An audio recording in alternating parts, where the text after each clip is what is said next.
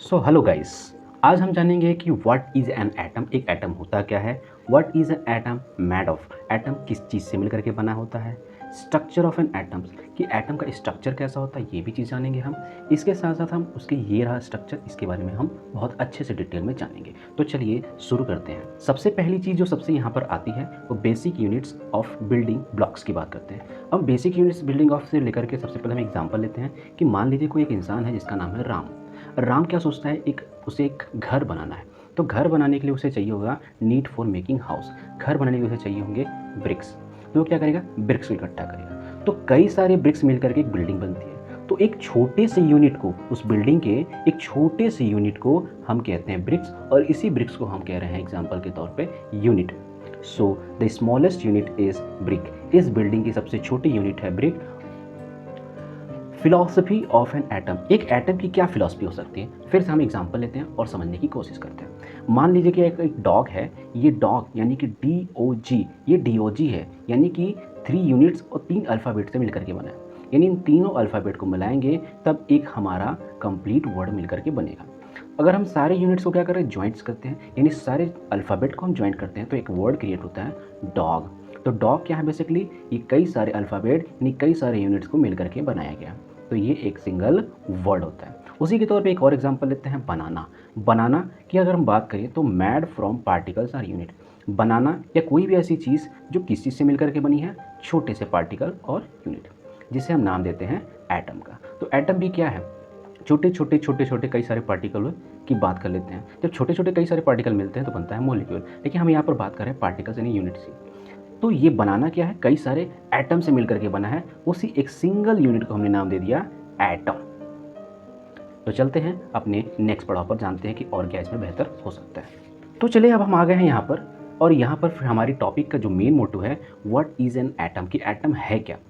तो यहाँ समझने की कोशिश करते हैं कि the smallest unit of any substance, बात कर रहे हैं हम सबसे छोटे यूनिट की, और ये सबसे छोटा जो यूनिट है वो किसी भी सब्सटेंस की बात कर रहे हैं। हम किसी पर्टिकुलर एक की बात करें, हम एनी टाइप ऑफ सब्सटेंस की बात कर रहे हैं, उसी का सबसे छोटा यूनिट, सबसे स्मॉलेस्ट यूनिट, उसे हम कहते हैं एटम। सर समझ में नहीं आया तो थोड़ा सा और मैं इसको स्मॉल करता हूँ और क्लियर करने की कोशिश करता हूँ। Atoms are so small, atoms क्या बहुत ही छोटे हैं, that we can not see it, कि हम उसे देख नहीं सकते, फ्रॉम आवर नेक्ड आइज, अपने इन खुली आंखों से नहीं देख सकते। यानी एटम इतने छोटे होते हैं, इतने छोटे होते हैं कि उन्हें हम अपनी आंखों के द्वारा नहीं देख सकते।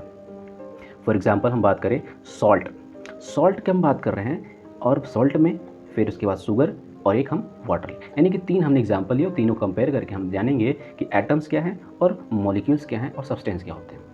तो सबसे पहले अगर हम बात करें सॉल्ट की, तो सॉल्ट जो है 2 एटम से मिलकर के बना है। कौन है 2 एटम, ये सोडियम एंड क्लोराइड, जिसका फॉर्मूला है NaCl। तो यहाँ पर 2 एटम हमारे पास है, एक सोडियम है, दूसरा है क्लोराइड। तो सोडियम का फॉर्मूला होता है Na और Cl यानी क्लोरीन का फॉर्मूला होता है Cl। अगर हम और एग्जाम्पल की बात करें तो शुगर में हमारे पास 3 एटम्स है। कौन कौन से 3 एटम्स है, कार्बन, हाइड्रोजन, ऑक्सीजन। तो कार्बन, हाइड्रोजन, ऑक्सीजन, और इन सबसे मिलकर के बना है C6H12O6, जो कि फॉर्मूला है शुगर का। फिर हम बात करते हैं वाटर की। वाटर भी क्या है, 2 मॉलिक्यूल से मिलकर के बना है। ये 2 मॉलिक्यूल कौन से हैं, hydrogen and oxygen. Hydrogen and oxygen, जिसका फॉर्मूला हमारे पास आता है H2O, ये वाटर का फॉर्मूला है। तो ये बातें तो क्लियर होती हैं कि चलो भाई हाँ ठीक है, कुछ समझ में आने लगा है। अब हम कुछ और इसे और क्लियर करते हैं। तो जैसे सेम एटम्स कंबाइंड, अगर सारे एटम सेम कंबाइंड होते हैं उसे हम कहते हैं एलिमेंट। फॉर एग्जाम्पल जैसे यहाँ पर आपको दिख रहा होगा, ये है Fe यानी आयरन का मेटल, आयरन का एटम्स, ये है आयरन का एटम्स, ये आयरन का एटम्स, आयरन का एटम्स, आयरन का एटम्स, और सभी जो इसके आगे जो लगने वाले हैं, इसके पीछे लगने वाले, इसके दाएं बाएं जो भी लगने वाले, सारे के सारे एटम्स जो है Fe के ही होंगे, यानी सेम एटम के ही होंगे। तो इस तरह से बना हुआ कोई भी हमारा जो होता है सब्सटेंस, वो एलिमेंट कहलाता है। और अगर हम बात करें डिफरेंट एटम कंबाइन की बात करें तो वो बन जाता है हमारा कंपाउंड। एग्जाम्पल के तौर पे लेते हैं, यहाँ पर जैसे 2 हमारे पास हैं NaCl, NaCl, NaCl। तो हम देख पा रहे हैं कि यहाँ 2 अलग अलग तरह के एटम्स आकर के मिले हुए हैं, इसलिए हमने कहा इसको डिफरेंट एटम कंपाउंड, और ये मिल करके एक कंपाउंड बना रहा है, जिस कंपाउंड का नाम होता है सॉल्ट, यानी कि सोडियम क्लोराइड, जो कॉमन सॉल्ट होता है जो हम जनरली में यूज़ करते हैं। तो चलिए आगे बढ़ते हैं और इसको और क्लियरली करते हैं। What is an atom made of? Atom बना किस चीज़ का है? अभी तक तो हमने जाना कि एटम क्या होता है, छोटे छोटे यूनिट से मिलकर के बने होते हैं, उसे हम एटम्स कह लेते हैं, जो अपनी आंखों से हम नहीं देख सकते। लेकिन अब हम बात करें कि एटम्स किन किन चीज़ों से मिल करके बना है, तो चलिए एक और एग्जाम्पल के थ्रू इसको बहुत अच्छे से क्लियर करते हैं। फॉर एग्जाम्पल हमने एक ग्लास ऑफ वाटर लिया, जिसे हमने कहा कि यहाँ पर वाटर का सिंबल हो गया। वाटर का सिंबल में हमने क्या मिला कि दो एटम्स है। कौन है दो एटम्स? हाइड्रोजन और ऑक्सीजन। हाइड्रोजन ऑक्सीजन ये दोनों एटम्स हैं। तो यहाँ पर लिखा क्या है, थोड़ा ध्यान से देखिएगा। When millions of hydrogen and oxygen, मतलब बहुत सारे हाइड्रोजन और ऑक्सीजन एटम्स कंबाइन होते हैं और एक साथ कंबाइन होते हैं केमिकली, तो जैसे कि एक रेशियो के तौर पे ले लिया था 1:8, तो बनाते हैं वाटर के मॉलिक्यूल्स। तो ऐसे हमारे मिलियंस ऑफ ऑक्सीजन और एटम्स ये मिल करके सब में बनते हैं हमारे पास H2O, जिसे हम कह सकते हैं एक मॉलिक्यूल। अब मॉलिक्यूल की बात तो क्लियर हो गई सर, चलो बड़ी ठीक है, बढ़िया है, फर्स्ट क्लास है। फिर यहाँ जनाब क्या कहते हैं? जनाब कह रहे हैं कि एटम्स आर मेड ऑफ 3 सब पार्टिकल्स, कि मतलब एटम्स जो होते हैं, जिसको हम कह रहे थे कि ये सबसे छोटा यूनिट, स्मॉलेस्ट यूनिट है, जो कि यहाँ पर फेल हो रहा है। तो अब हम बात कर रहे हैं एटम्स के अंदर की बात की, एटम्स किन चीज़ों से मिल करके बने हैं। तो अगर हम बात करें 3 सब पार्टिकल्स, तो एटम के 3 सब पार्टिकल्स कौन कौन है? तो नंबर 1 है प्रोटॉन, नंबर 2 है न्यूट्रॉन, नंबर 3 है इलेक्ट्रॉन। अगर हम बात करें इनके सिंबल्स की, तो P, स्मॉल p से डिनोट होते हैं प्रोटीन को, जो कि पॉजिटिव आयंस होते हैं। N डिनोट करता है न्यूट्रॉन को, जो कि जीरो चार्ज यानी कोई चार्ज नहीं, न्यूट्रल होते हैं। एंड E जो शो करता है इलेक्ट्रॉन को, जो कि निगेटिव आयंस है। तो अगर हम बात करें इलेक्ट्रॉन, प्रोटॉन, न्यूट्रॉन की, तो इसकी खोजों के बारे में अगर बात करें तो किसकी खोज किसने की? अगर हम बात करें प्रोटॉन की, तो प्रोटॉन की खोज E गोल्डस्टीन ने की थी, न्यूट्रॉन की खोज जेम्स चैडविक ने की थी, और इलेक्ट्रॉन की खोज जे थॉमसन ने की थी।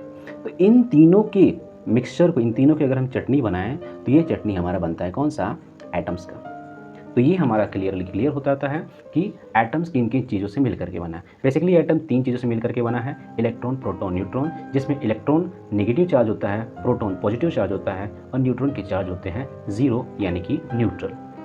तो आज हमने ये जाना था कि वो एटम होते क्या हैं, एटम किन किन चीज़ों से मिले होते हैं, उनके स्ट्रक्चर की बात कर लेते हैं। तो एटम के स्ट्रक्चर की अगर बात करें, तो एटम जो होते हैं इस तरह के शेप में होते हैं, जिसके बीच में हमें 2 तरह के मॉलिक्यूल दिखाई देते हैं, 2 तरह के सब पार्टिकल दिखाई देते हैं। एक होते हैं पॉजिटिव आयन, जिसको हम प्रोटॉन से शो करते हैं, एक होता है न्यूट्रल यानी जिस पे कोई चार्जेस नहीं होते हैं, उसे हम न्यूट्रॉन कहते हैं, और उसके चारों तरफ जो चक्कर लगा रहे होते हैं उन्हें हम इलेक्ट्रॉन कहते हैं।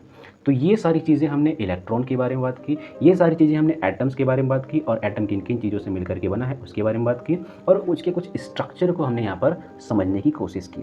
तो ये है हमारा आज का लेक्चर, और इसी तरह अगर आपको ये वीडियो पसंद है तो वीडियो को लाइक शेयर सब्सक्राइब करें और अपने दोस्तों में शेयर करें। थैंक यू, गुड बाय, सब्बा खैर।